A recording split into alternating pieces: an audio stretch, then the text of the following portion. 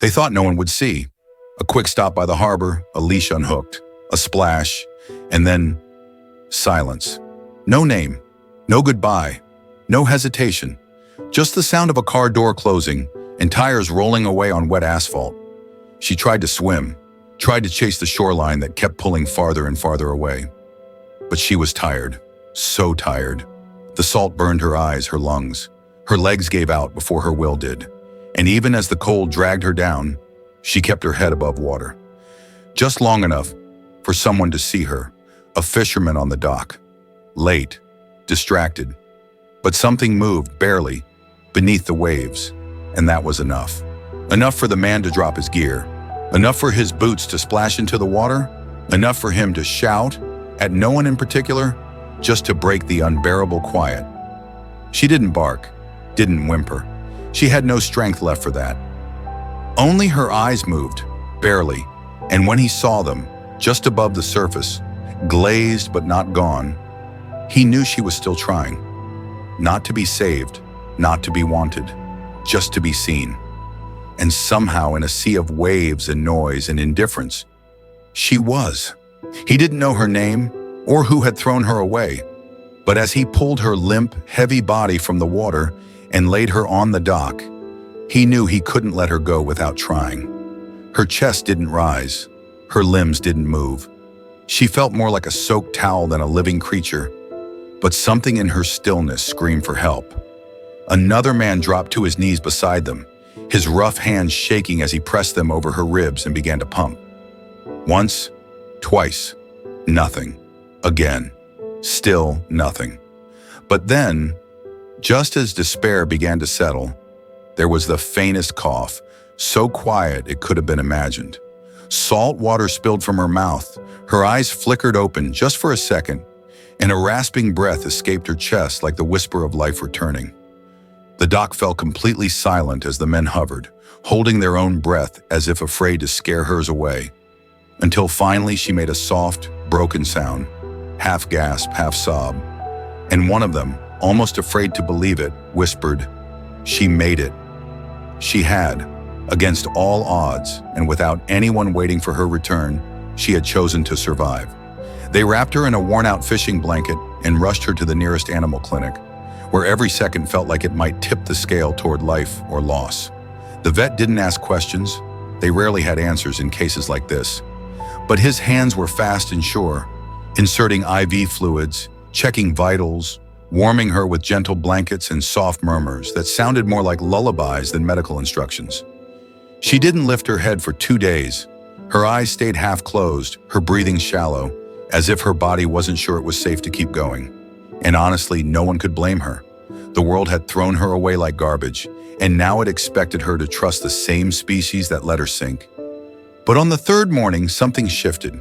A volunteer entered the recovery room, young, patient, sitting cross-legged on the floor with a bowl of soft food and no expectations. She didn't touch her, didn't speak, just sat quietly nearby. And slowly, hour by hour, the dog began to turn her head in that direction. Then her eyes, then her nose, sniffing the air, as if she was trying to understand what kindness smelled like. When she finally ate, a bite here, a bite there, everyone watching teared up, not because of what it meant physically, but because of what it meant emotionally. She wanted to stay.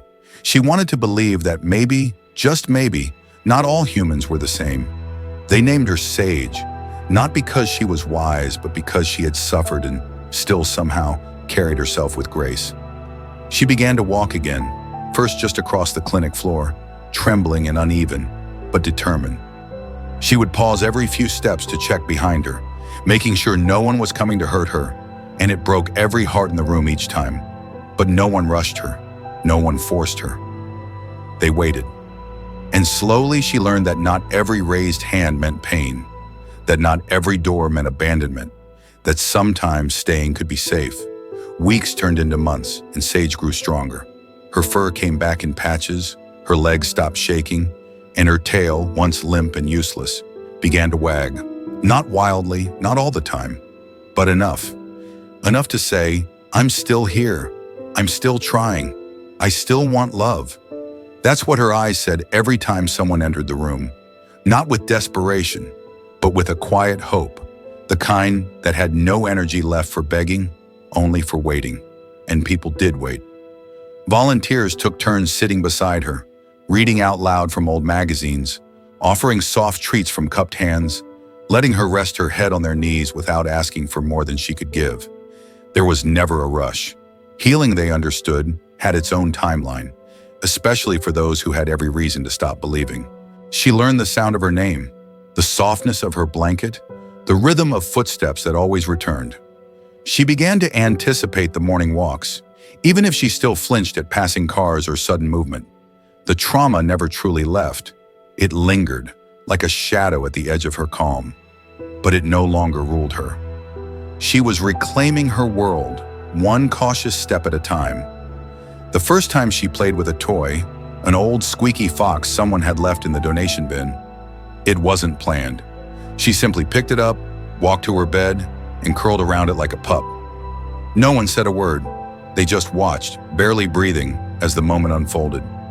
It wasn't about the toy.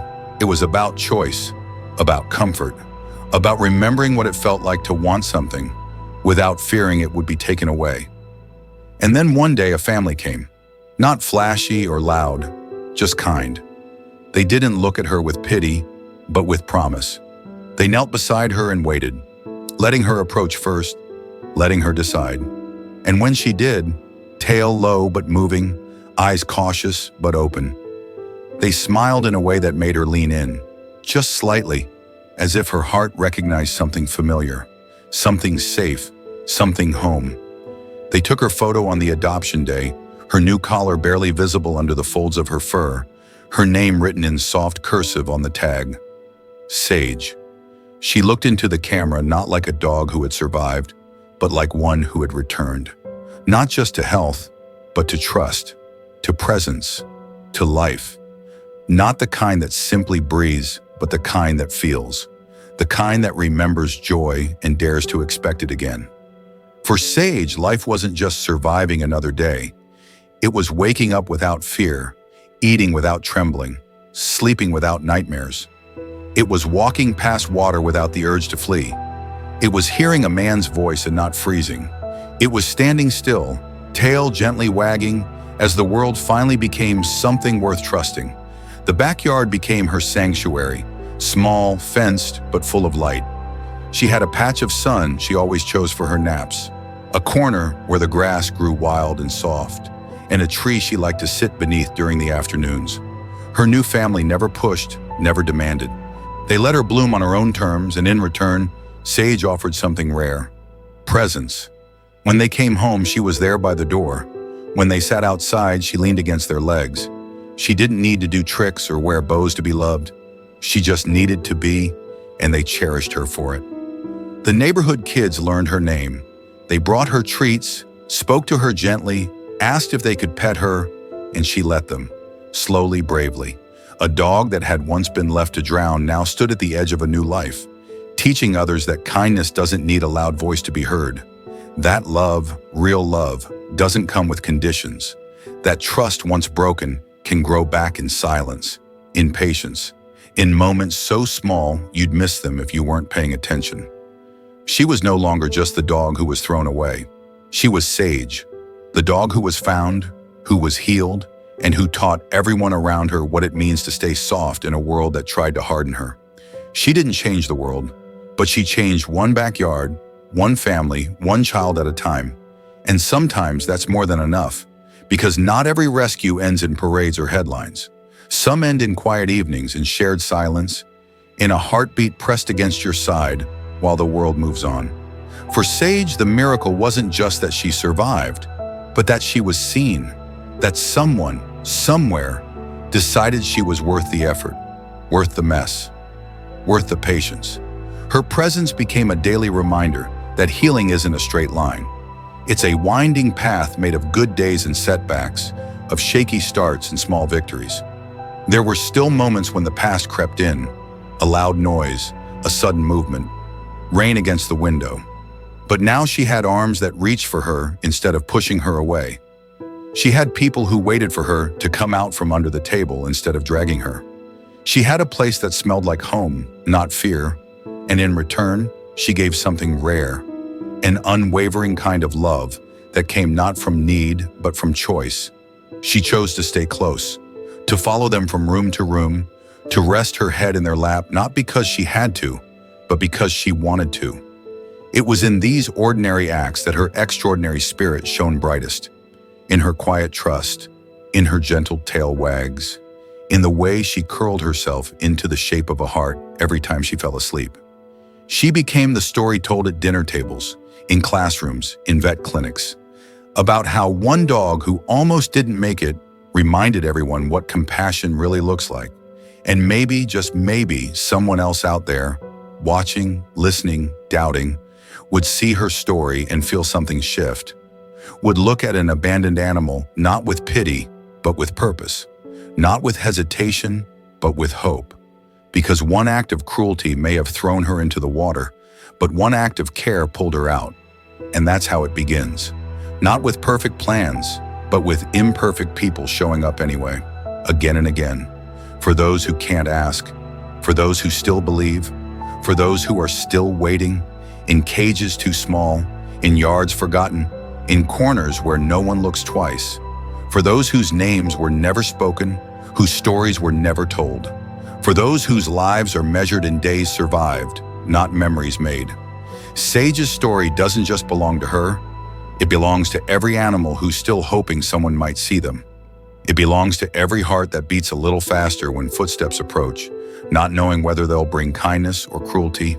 And it belongs to us, the ones who can still choose. We get to decide if her rescue was an isolated moment or the start of something bigger. We get to be the ones who tip the balance toward mercy, toward responsibility, toward a world where no living being is treated as disposable.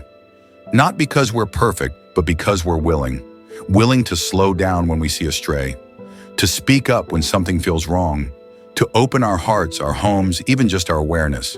Because change doesn't always roar. Sometimes it starts with a whisper, a soft nudge of recognition, a single act of compassion, a decision to care when it would be easier not to.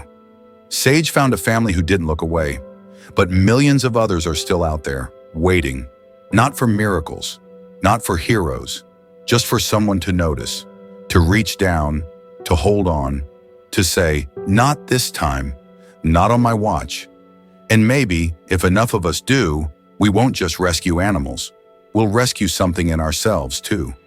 The part that still believes in second chances, in soft landings, in love that doesn't give up, the kind that doesn't vanish when things get messy, that doesn't flinch at trauma or run from what's been broken, the kind of love that waits, quietly, patiently, for healing to take root, that sits beside the hurt and doesn't demand transformation, just presence. Sage taught them that love isn't always loud or immediate. Sometimes it's in the way someone waits at the gate every evening, even if you're too scared to come out. Sometimes it's in a bowl of food left near the porch, untouched for days until trust decides to take a bite. Sometimes it's simply in not walking away, even when there's nothing left but trembling.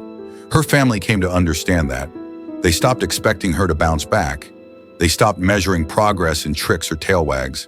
Instead, they celebrated quiet mornings where she dared to sit in the sun, afternoons when she allowed a hand to brush her side, nights when she didn't hide. They learned to speak her language, the one made of silence, stillness, and slow breathing. And in doing so, they gave her the one thing she had never known before: safety. In return, Sage gave them something priceless. A love forged not from obligation, but from survival.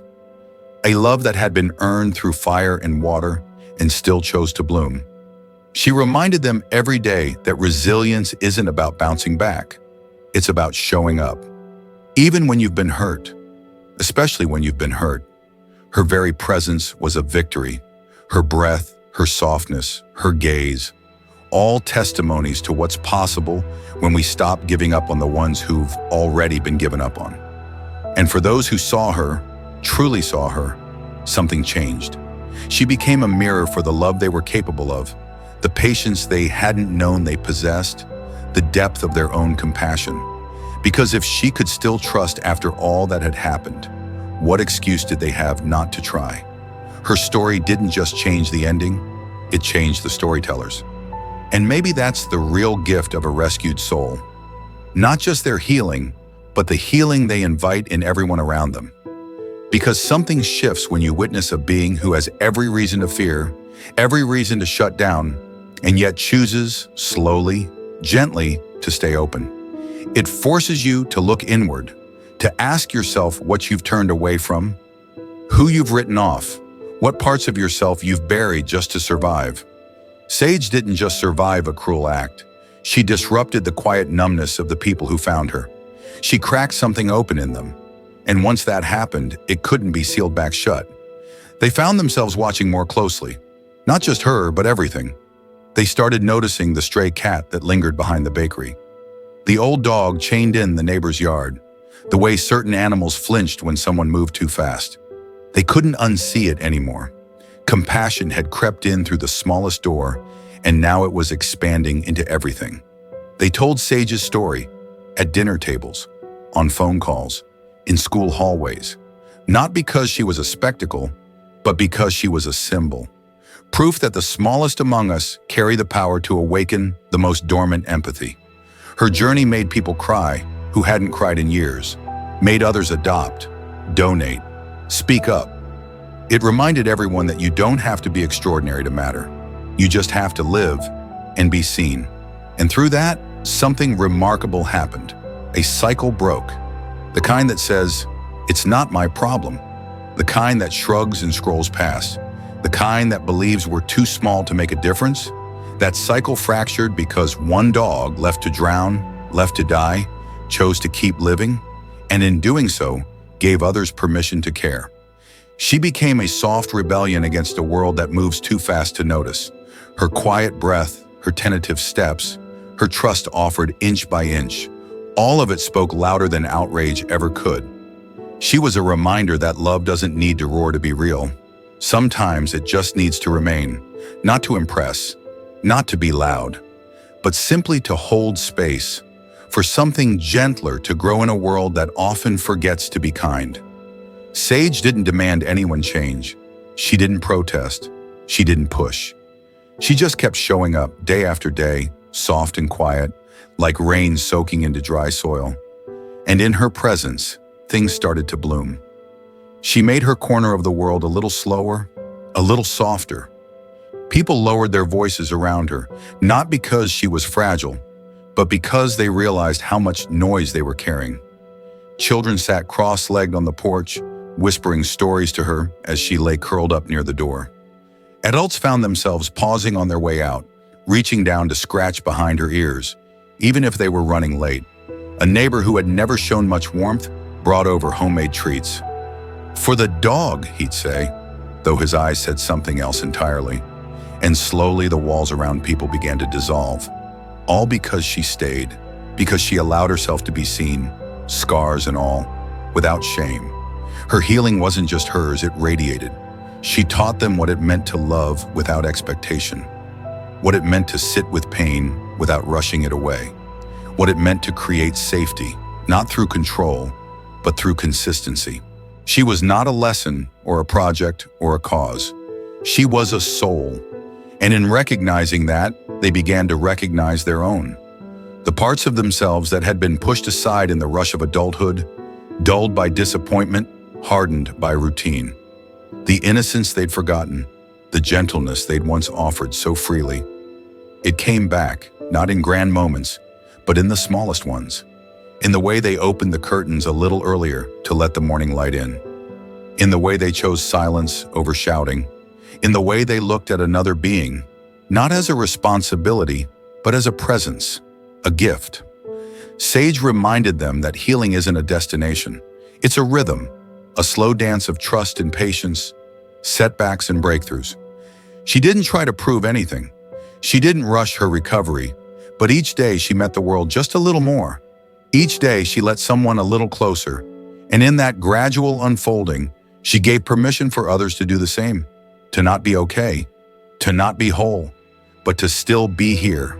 The family that saved her didn't just rescue a dog, they were rescued too, from indifference, from numbness, from the slow forgetting of what it means to care deeply. And as her tail began to wag again, as her breath grew deeper, as she fell asleep in warm laps and woke to laughter instead of fear, something in them was restored too. Something that had been missing for a long time. She never spoke a word, but everything about her said, "You are still capable of love," and they believed her. Sage was no longer just a rescue story. She was a reminder of what it means to stay when it's easier to walk away, of what happens when love isn't temporary, of how responsibility, when rooted in care, can heal more than one life at a time. She had been thrown away like a broken thing, but returned as something whole. Not because someone fixed her, but because someone believed she was worth the effort. And in choosing to come back, she did more than survive. She reminded the world what matters. That love, even in its quietest form, can echo through every heart it touches. And sometimes the most powerful transformations don't begin with a hero, but with a creature who simply refused to give up. If this story moved you, don't let it end here. Share it, speak up. And when you see a life that's been cast aside, choose to see the worth still shining through.